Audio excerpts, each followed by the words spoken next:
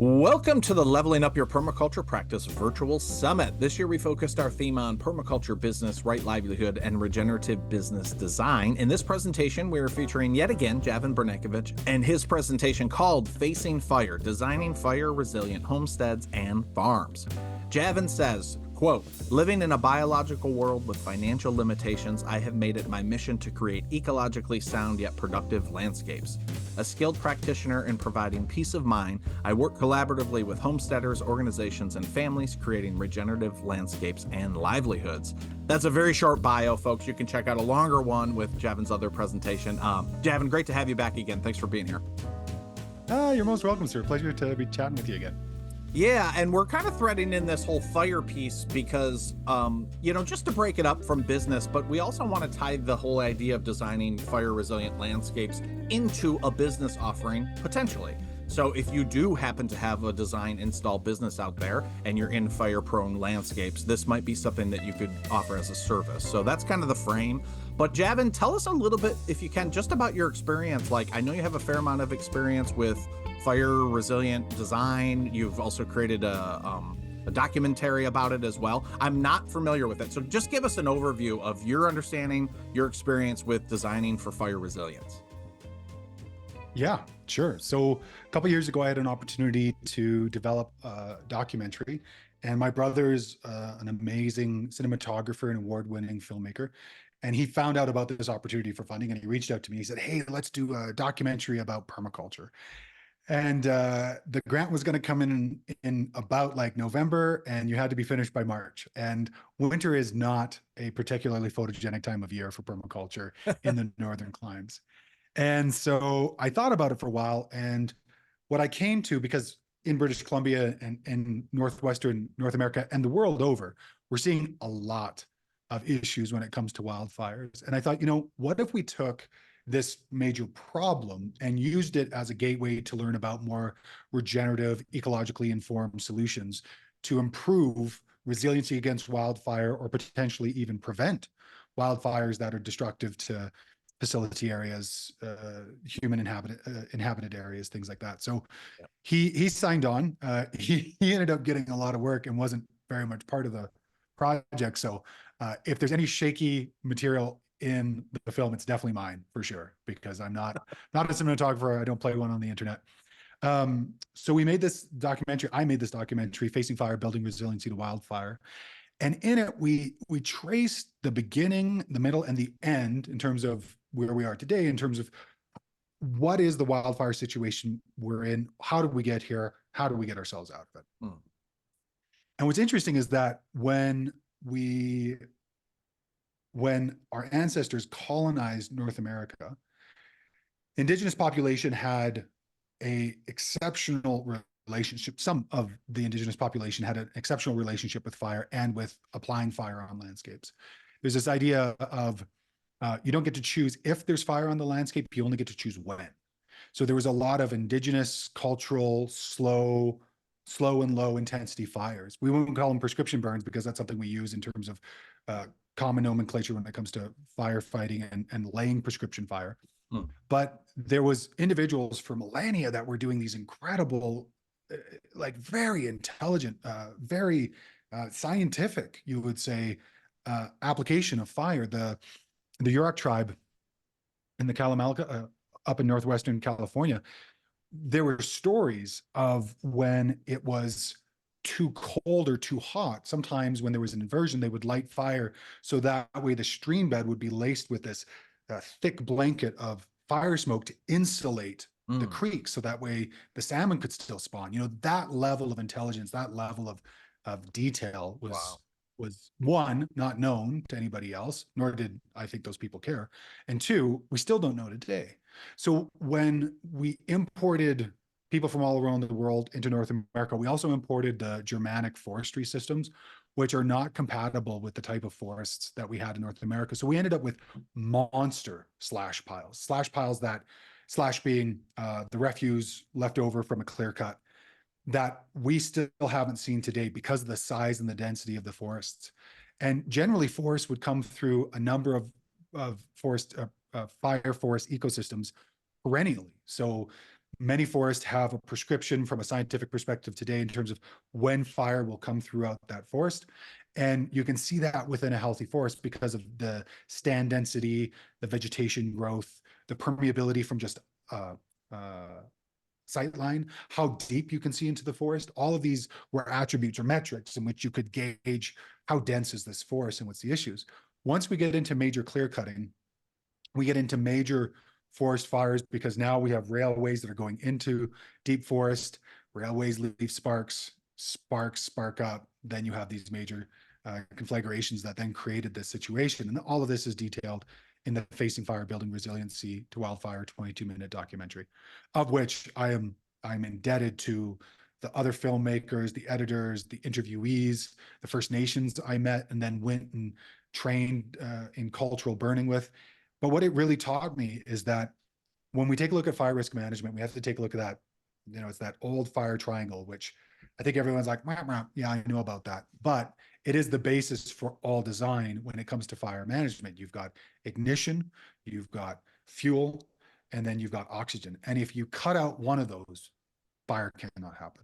There's no fuel, there's nothing to burn. If there's no oxygen, there's nothing to burn. If there's no ignition, there's no spark to light. So when we take a look at design, be it from starting from zone 0 out, or if we start from zone 5 from a community perspective and then coming into zone 1 being your home, either way, however it is that the person wants to work, it's a good way to start. And basically what we do within design is we start with high grade topographical information, usually at the 5, 15, or 30 centimeter resolution. Oh. Google Earth Pro data is not great data. I don't know if anyone's been talking about this, but I love telling people that you shouldn't base design off of Google Earth. And you shouldn't pay for Google Earth data through some of these contour map generators that are just the same data that basically the shuttle radar topographic mission was the NASA mission that flew around the planet, shot LiDAR, shot lasers down the planet, bounced back, and then they had this 30-meter pixel. And so if you have elevation differences that are 30 meters or less, which most of us do, right, that data did the very scientific word of interpolation, which for us is the guessing of if that data, if that topographic information was true. And so there are some map making services that are being sold on the internet right now through companies that are, unfortunately, that same data. And it's not great data to start off with, and paying for it is just a double hit. no kidding. So taking good topographic information, finding good topographic information, flying your own photogrammetry drone set, or taking good survey data from an RTK ground station and a receiver, however it is you get it, you start there, and then you run it through GIS post-processing. And from there, we can get aspect, slope, hill shade. We can get total wetness indicators showing where the rivulets will start and all the different drainages will start within the landscape. We can get total water accumulation. And that then starts the information for us in terms of how does water flow in this landscape? Where is it naturally wet, or where does it naturally want to be wet before there may have been some human or anthropomorphic earthworks that disrupted that? And then from there, it's all about how can we reduce vegetation in areas that are human infrastructure that we want to safeguard. Same way we keep water away from homes, or we advise our clients not to put homes in drainages. Similarly, we're trying to accentuate that water. And Mollison said it best within Permaculture 1 and the Permaculture Designer's Manual: most landscapes should be a third water. Yeah. So if they don't have wetlands, if they don't have earthworks, if they don't have water retention landscapes, to borrow Sepp Holzer's phrase, then they need to have some element of that. And that's where some of Sepp's popularized earthworks like hugelkulturs can be exceptional elements for ground fire prevention. Back in 2015, there was a major fire that came very close to our place in British Columbia in Canada. And there was a neighbor 25 clicks down the road that had left this big pile of slash, or it wasn't slash, it was, all the refuse from homesteading. And he also started throwing dirt on it. And so I was watching this, kind of giggling to myself that this was going to be an amazing bed eventually. And a couple years go by and 2015 hits, and Jesse, it was wild. The ground fire came right up to the hugel and stopped. Wow. And of course, it's a big wet pile Yeah. of wood and dirt, right? Hugelkultur is a dug trench with wood that is either already decomposing or very close to, not fresh cut, because the fungicides that are within a tree to make sure that it isn't colonized when it's living need time to dissipate. And then you bury it with dirt, and sometimes you mulch it and sometimes you plant it. But this was amazing to see in real time. Oh, we've got this real life example of how ground fires come up and they completely stop. And this is true as well. I interviewed I forget his name. He's in the documentary, but he was one of the fire chiefs from one of the California fires that year. And he talked about how, gardens make excellent fire breaks. Mm. Agriculture makes excellent fire breaks because it's hard to burn a tomato. It's true. Tomatoes are 90% water, so, Yep. and we're irrigating them anyways. These are wet areas usually. Mm. And so they had this realization that all of these orchards actually created a fire break around the community. Mm. And it was one of these interesting moments that I don't think anyone's followed up on in any big way, but tax breaks or incentivization to create more agricultural hubs around communities. It's what we should be doing anyways, right? We should have a localized, incentivized agri-hoods or food systems that are local to the area, similar to what Havana through hardship had to do after the special period. But that creates a little buffer. And so similarly, you take that concept of, okay, I want a fire break of some way. And again, got to break that fire triangle. So water, wet things will have a hard time burning. They have to dry out first. Hugelkulturs are almost impossible to dry out when they're charged from the winter. So those create really good breaks. So basically, when we're thinking about it, we're taking a look at that mapping conversation. We're seeing that fire usually comes uphill, seldomly goes downhill, but the bigger and bigger fires that we're seeing, especially when that ground fire climbs ladder fuels, gets into the crown. Now it's a crown fire. Now it has what's called an ember front, which is basically because fires at scale can make their own weather systems. They can chuck embers Yeah. up to 2 kilometers in front of them Wow. and just keep moving. And in Australia, it's worth, there's these firebirds that will pick up sticks and then fly them in different directions, completely uh, making The a bit agents of a of mess. chaos. Yeah, right. Exactly. There you go. Agents of chaos. I like that. Um, Usually that's us. We don't say that Yeah, about. that's our role, birds. We don't say that about those animals, which we of course are not. Um, so that conversation then becomes, okay, if we're fighting ember fronts, if we're fighting ground fires, and it's really very difficult, if not impossible, to fight a crown fire at full tilt. What then do we do? And so if you start at the home, which a lot of people do, and David Holmgren wrote a whole book about this. He called it the Flywire House, Yes. which until a little while ago was still free, but I think the first version may still be. Great book. Everyone should read it. But he really took on the advice of Joan Webster, OEM, who was a nurse before she became a journalist, before she got interested in fire prevention, and then wrote the Bushfire Safety Guide, the Essential and the Bushfire Safety Guide, which became the Bible for fire safety, bushfire in Australian speak, across Australia, and has been credited by the people who survived fires as having saved their lives, their farms, their homes, and their homesteads because of the very simple way that she described it. And making full circle, the Flywire House is this idea of ember infiltration. So most of us have flammable lives. Most of our lives are highly flammable.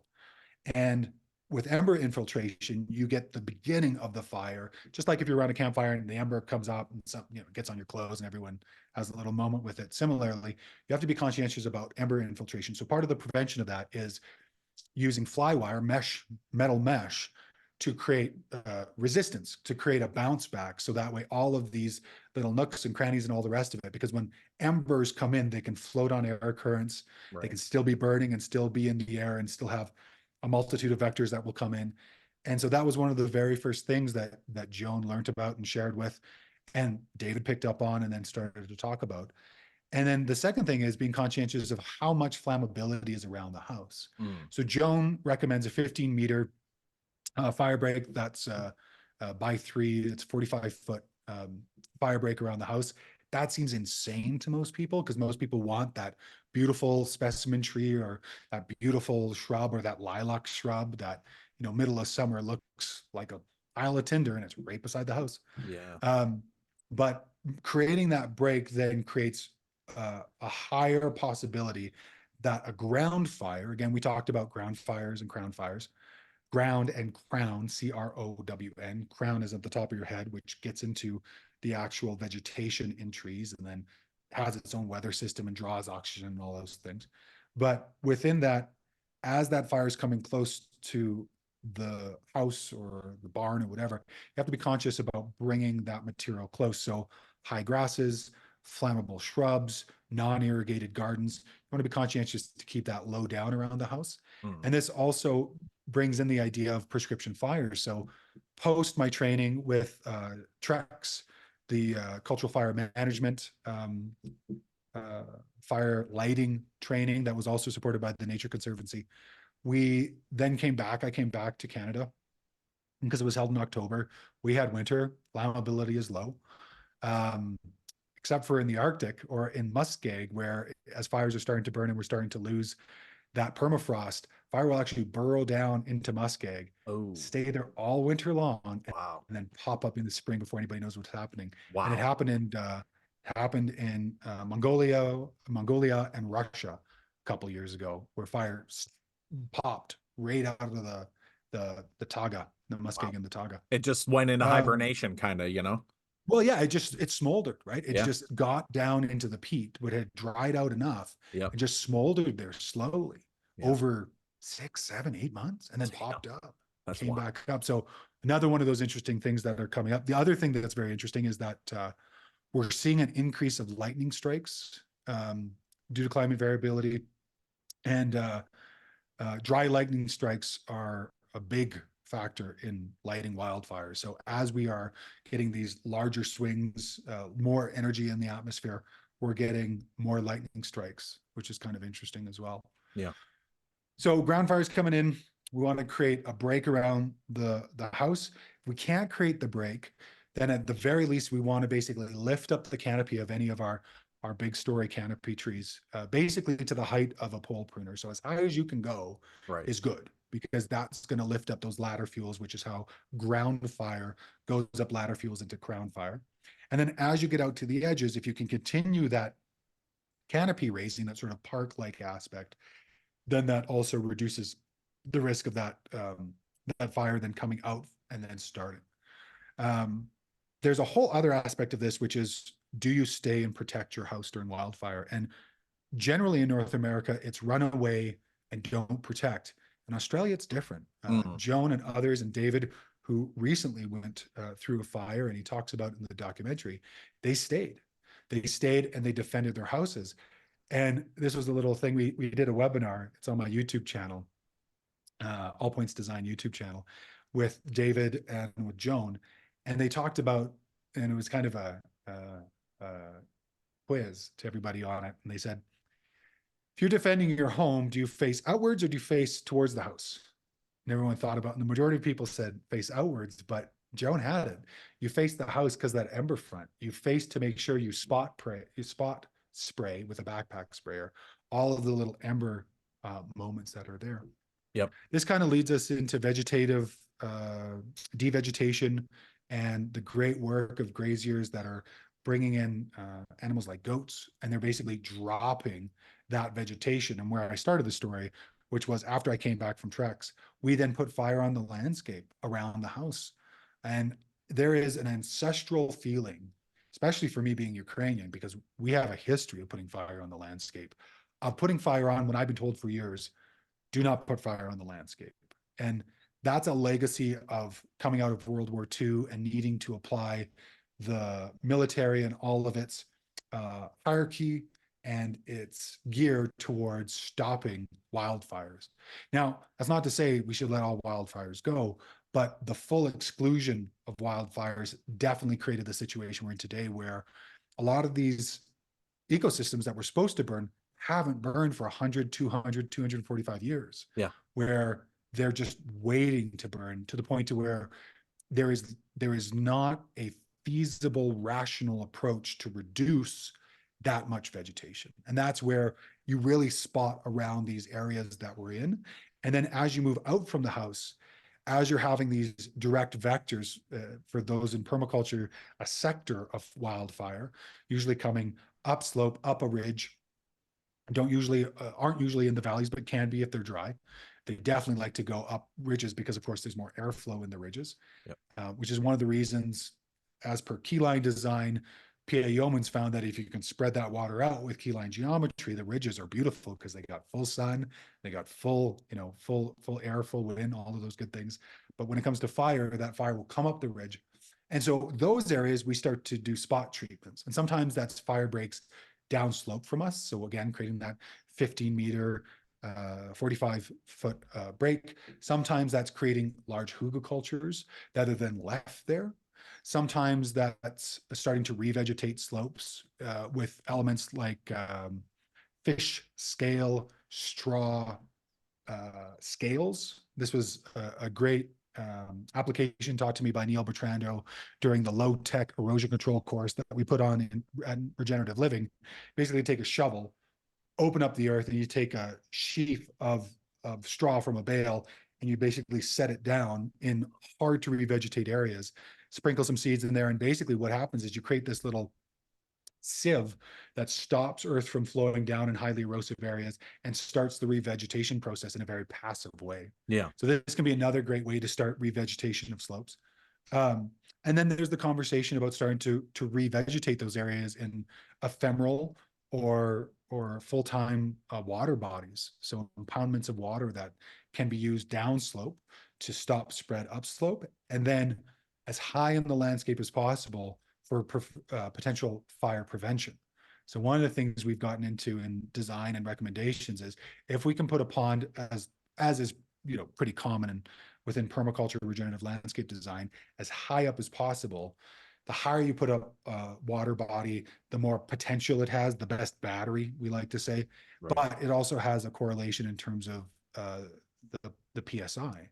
So it's usually 41% of the height in feet is going to be your PSI. So 100 feet, 41 PSI, basically domestic, which is really important if you are interested in leaving the house and you want something that's there that might support it. So we've worked with and developed and designed systems where we've got the water that has a siphon, a ready-made siphon that comes into the pond, comes down to the house, and then is fed directly into rooftop sprinklers that have a heat valve that will then open up and then completely engulf the house in water. Wow. Now, what a lot of people think is, well, I've got a pump, or I've got this, or I've got electricity. Number one thing to realize is in a wildfire, electricity gets turned off. It's too much of a hazard. So they turn that off. You don't have access to that. So you have to think about that in terms of how will my prevention or my mitigation look like in those situations. And that's one of the easier ways to do it. Having pumps, having all of the materials, the hose, attachments, all of that in ready-made conversations, good maintenance, making sure the bug out bags and everything else are set. It's basically plan Bs are only plan Bs if you plan them and practice them.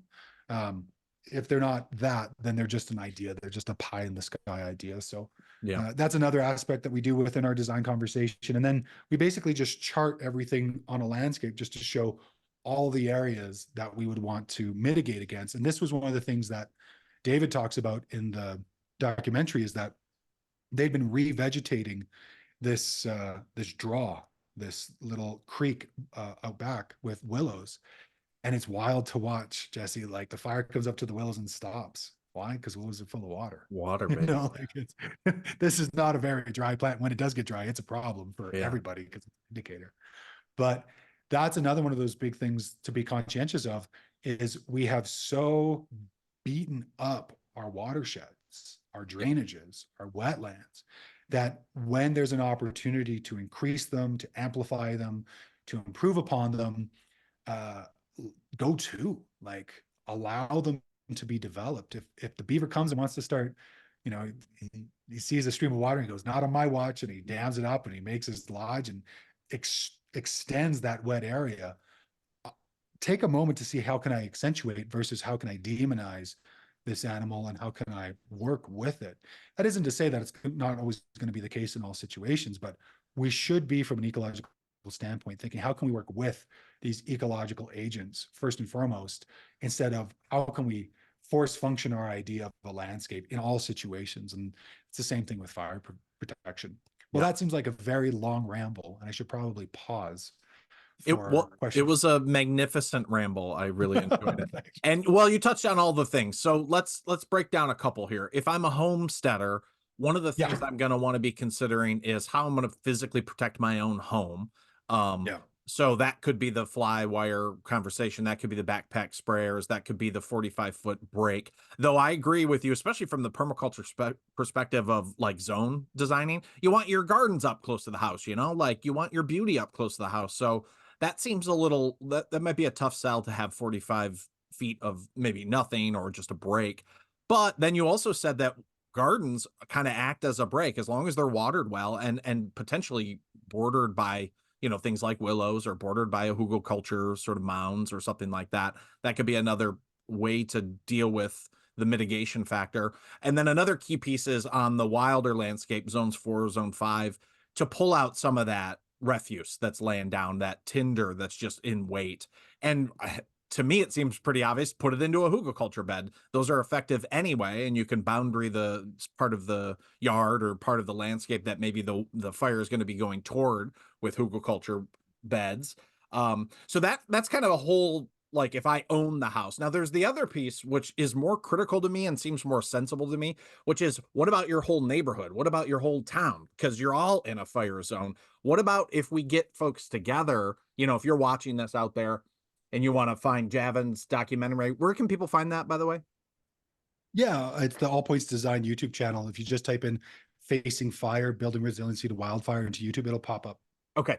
And then there's the Flywire House, David Holmgren's sort of resource. There's multiple resources. Maybe we could get together and have a watch party or a discussion party, because then you open up the idea of like, okay, where are we going to put a pond for the community, not just for my home? Where are we going to build riparian zones, or what dead tinder area are we going to tackle first, or how are we going to introduce burning onto the landscape in a sensible way?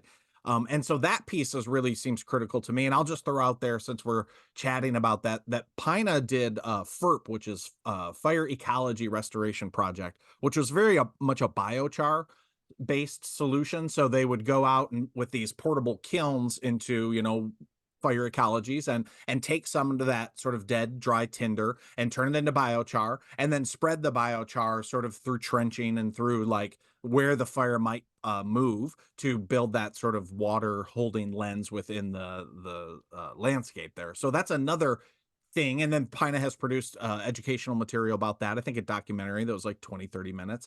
So I'm just wondering, and maybe you can riff on this, Javin, if you're thinking more community scale, what if about grabbing all these pieces and getting some folks together and just discussing like where do we want to go as a community? None of us want to lose our house due to fire. So what can we do together? Have you had experience with people thinking like that? What would you advise? Yeah, absolutely, absolutely. And I'll throw out a few more resources here. One is allpointsdesign.ca/facing fire. I collated as much resources as I'd come into as I was developing the documentary for reference. The other one here is the Multinational Exchange for Sustainable Agriculture, the MESA. Okay. And they did a fire resiliency online course for farmers, which was excellent. Oh, cool. And I believe it's still free. So it's a great resource if folks are serious about looking at it. They might have been a bit prescriptive in it, but I'd rather that than nothing at all. So I can highly recommend that. A couple of colleagues were part of that course. And then in terms of defensible space and wild fire smart, which are the American and the Canadian resources respectively, in terms of starting to build resiliency, those are two that are quite good. The only major communities that have been able to defend against wildfire in the Pacific Northwest and then the western coast of California were communities that got together and they saw and they planned from, again, and we started about zone 0 out or zone 5 starting at community in. Yeah. Very first thing we talked about. When you start at community level, you do a few things. One, you acknowledge that all of you are part of something bigger, which I think inherently is the permaculture conversation that we're trying to move people towards. Yeah. The second is you realize that you're much stronger in mass. You know, the bundle of sticks is much stronger than the single stick. And you have similar mindsets that are working throughout the community. So right before I left the place I was living before, we had a few fire conscious folks. And so we had little burn parties going along the roadway to remove some of the vegetative material that had massed, and started to build plans off of the end of the barbecue that happened afterwards. Nice. So it was, as the fire is going down, we're all learning how to put fire on the landscape, we're watching things. Fire department was notified. They came out a few times. They're like, you guys know what you're doing, which tells you you're in the sticks a little bit, because they don't usually do that. They like to be there with like 12 trucks. They're just waiting for a moment to put that out. But the nice thing is that when you're putting low fire on the landscape, you need a rake, really. Like, that's the tool we use most often. Very seldom, like, I thought about getting a drip torch, which is the common way of putting fire on a landscape in a prescription way. But, you know, truthfully, you light a pitched piece of wood and you roll it around with a rake, and that's the speed you want to be working at this level. This is not big fire. Right. But that conversation creates community connection. It creates conversation, and it creates awareness. We talked about this actually in the business conversation. Awareness is prerequisite for change, and that's true in all things.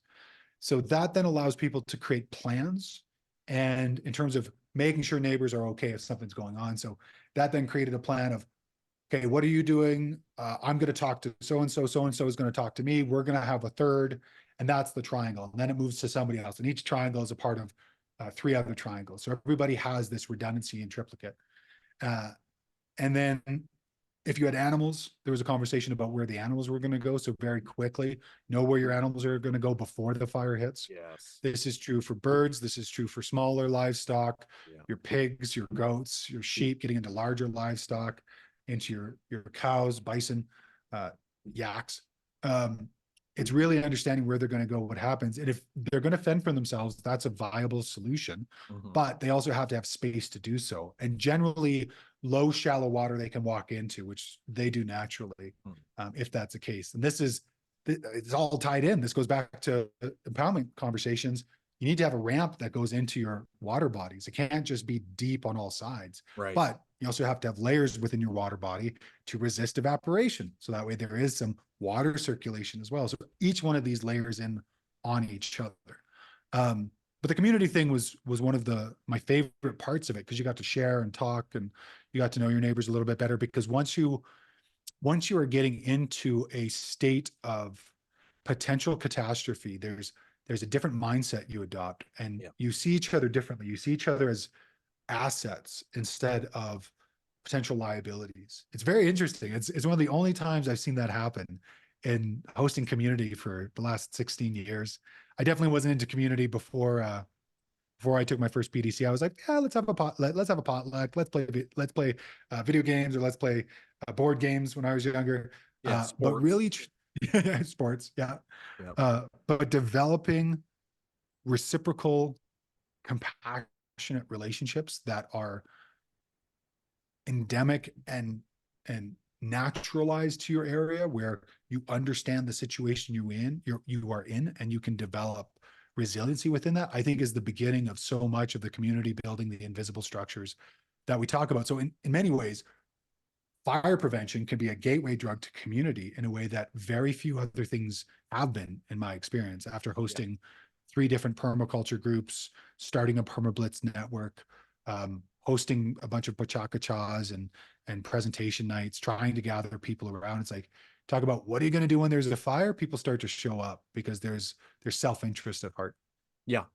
Well, there's something so deep about that. I was reading the book Tribe. I forget the guy's name who wrote that. You may have read that book, but he writes about, like, in World War II and in World War I, when catastrophe happens, people show up in a different way and bond. It's like brotherhood in war, right? Like, you go to war together and you're forever bonded, and nothing ever matches that experience, because you really needed to have each other's back. You really, really needed it. Barring that, it's just sort of like, it's sort of like a ephemera, or it's some sort of like conditional thing that, like, oh, I can go, but I don't have to go. And I think aside from fire, I think another thing is like the pandemic, or like food shortage. That would do the same thing. It would galvanize folks around a very real, like, hey, we need each other's back here. and who's got Mhm. what assets, who has what skills, let's work together, stronger together than apart sort of idea. Interesting in that book too, mental health, people who are in psych wards with schizophrenia during the war, during the bombing, would come out into the street totally coherent and able to help one another, no longer Mhm. meeting the criteria of schizophrenia, which is like says a lot about the conditionality of, impending doom. And like, we actually need to show up right now. Many issues go away in a society when we're in those moments. So those are just my reflections. Javin, you were going to share something with us, I think. So why don't we share screen real quick, and then we'll close things down. This is a great Yeah. primer. Obviously, we could go for hours and hours on the whole idea of designing these and implementing. The other thing I'll say as you're pulling that up is, for permaculture design and install businesses, this is something that you can be a part of educating folks, but also not every homesteader or town is going to have the skills to sort of install these things that we're talking about. So you can really take a lead in both education and helping folks get the on the ground sort of systems in place. It's definitely a tool. It's a community fire. Yeah, it's a campfire, community campfire that draws around the conversation. And as we were talking about yesterday in business, anything that can be a hub that you can bring people in that might have a like-minded conversation. If you become skilled in fire mitigation design, it can be a place to bring people to a presentation, a conversation, and then can increase your reputation around your design business. So I think you're spot on there. So this is a recent design in the Pacific Northwest that I just wanted to showcase a little bit in terms of the design process and conversation that then helps us to kind of take a look at how we might start to design this and kind of see this in the broader spectrum. Yeah. So this is a site that's just on the north side of a little town, and in this little site, you can already see some of the drainages. So on the north side, we've got a pretty large drainage, and this is mostly a northwest and eastern facing slope. So most drainages are coming off of this Pacific Northwest, usually pretty wet anyways. So we got really good topographic information, had a digital elevation model, which is like taking a thin piece of silk and just draping it over a landscape so you can see all the different topographical changes. And if you're using LiDAR, that silk can basically go through the trees like they're invisible and go right down to the ground, which is the information we were able to gather. And then we developed 10-foot 10-foot contours, and I think for the majority of the populace here that'll be useful. But we also did metric, only because anybody who's ever done any rainwater harvesting or water catchment analysis, metric's the way to go. So once you do that, then if you're working with clients, you really want to help them to see what they're looking at. And so getting a sense of that hillshade is useful because then they see it, right? It Yeah. pops out to them. They can see the drainage, they can see the shapes and the forms of what we're looking at here. And then from there, we start to develop a number of different types of maps off of that. So we develop an aspect map.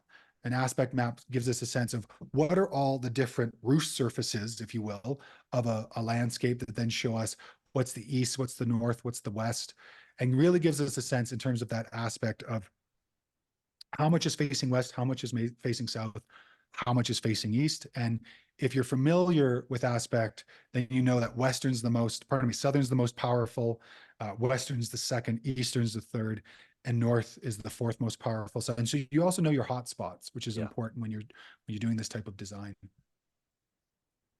That then leads to, for those of us that work in keyline design, what are our ridges, what are our valleys, and then what we call our primary land units, so this area in between.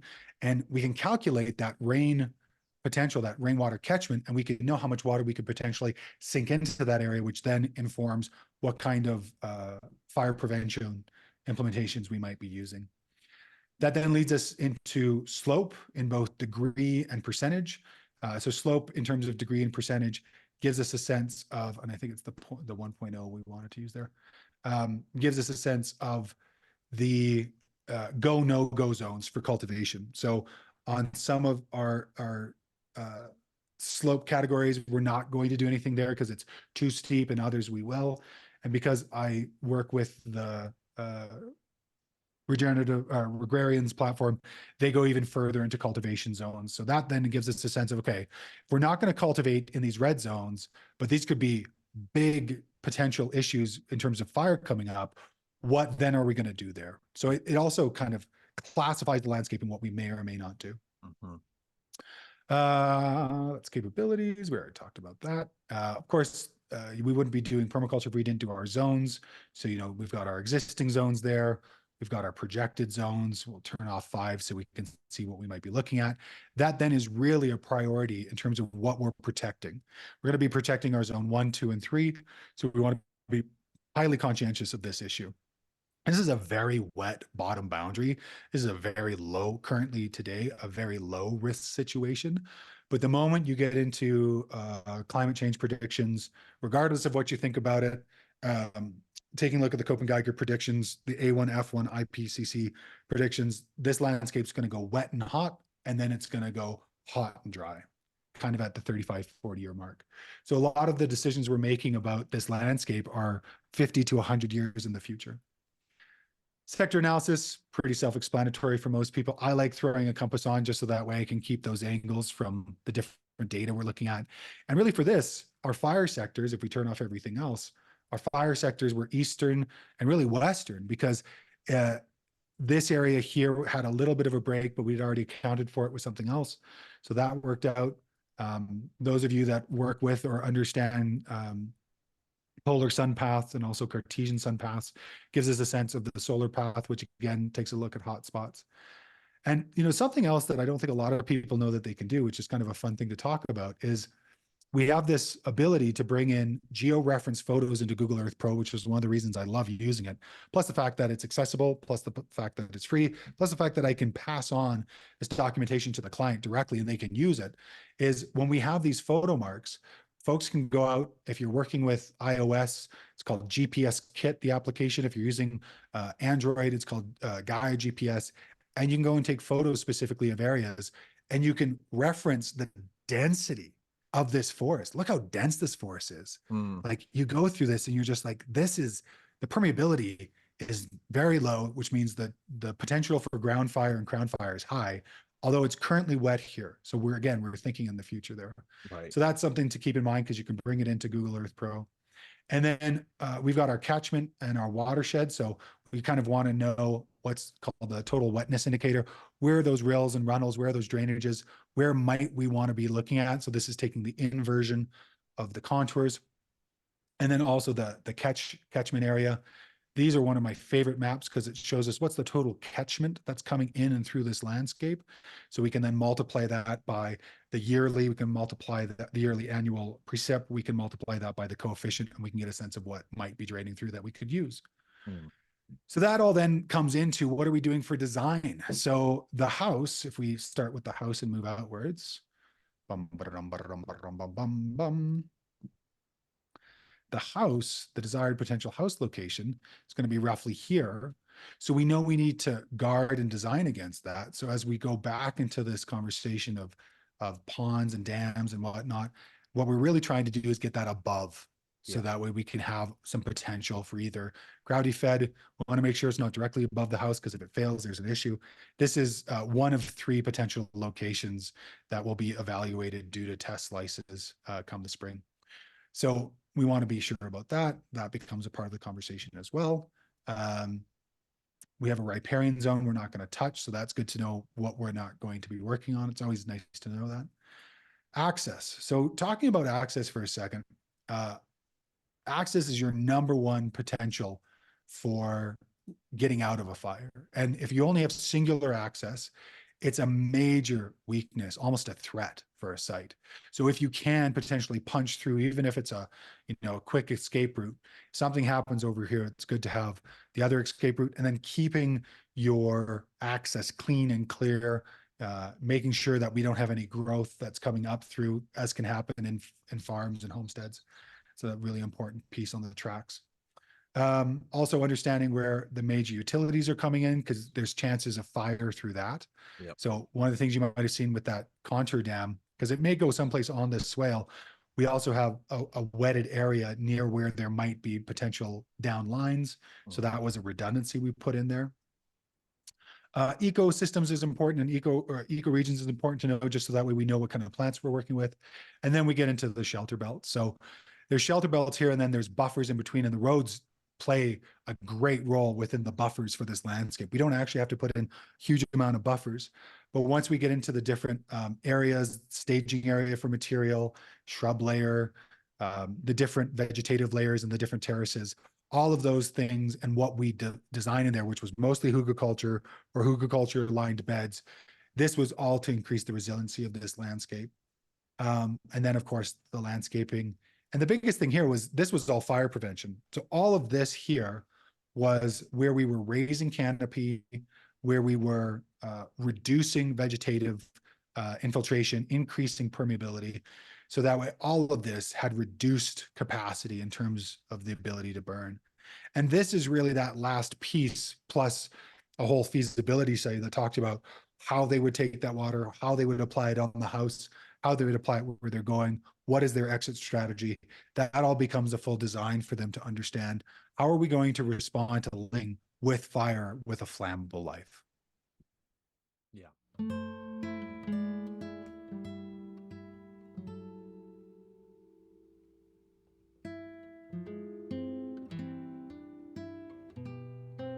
Beautiful. That really articulates it very well with the visual representation here. So that's perfect, Javin. Well, it's about that time, my friend. I think we did it again. We did a full other presentation. I appreciate you joining us here and speaking on this. Obviously, this is just a primer on the whole issue of fire and fire design for mitigation. What would you leave folks with in terms of, you left some good resources, but if they have their own business and they're in fire-prone landscapes, what might you leave folks with by way of saying, like, next steps for a design install firm to take on this whole fire mitigation piece? Yeah, I think the one thing we talked about yesterday, mileage may vary and context is king, is so important. There are in some situations where putting fire in the landscape makes zero sense. There's some landscapes where doing hugelkulturs makes zero sense. These are all different techniques and processes to apply to the landscape. And one of the biggest gripes I have about permaculture and the teaching of it is it becomes a grocery store where people just grab things off the shelf, slam it onto a landscape and call it done. Here's the herb spiral, here's the hugelkultur, it's a permaculture design. It's not. We need to systematically respond to the biotic and abiotic factors of a landscape, plus the circles of design, the first circle of inherent characteristics, regulatory climate. We live in a regulatory climate. We best know what it is, and then client needs and wants. And that middle is the sweet spot. So become interested in fire ecology. Payne, Stephen Payne's books about fire and fire ecology are exquisite. The Facing Fire documentary is a great, quick appetizer primer about this conversation. Mesa does a beautiful free course, which I highly recommend. Essential Bushfire Techniques Management, I'm gapping on the name of it, by Joan Webster, is an exquisite book that we can translate pretty quickly over into North America, and would love to see a rewriting of that. And then if you are wanting to design or wanting to learn about the process of the conversation, reach out. I love working with people or consulting with people one-on-one. If you want to learn process and conversations, it's a nice thing to add in. And I am in talks with David Holmgren and Joan Webster to potentially offer a fire design course about how to look at fire and how to get into that conversation. But, in many ways, I don't know if I would, because that Mesa course is really great. I know it's geared towards farmers, but it's a free resource. It's great. It goes step by step. Yeah. I think it's brilliant. So I think they've done a great job. So that's where I would say and start with, and just realize that not all these situations, or not everything I talked about is going to be true. So if you're having a knee-jerk reaction like, well, that's garbage, that doesn't work in my area, probably. Sure. Yeah. 100%.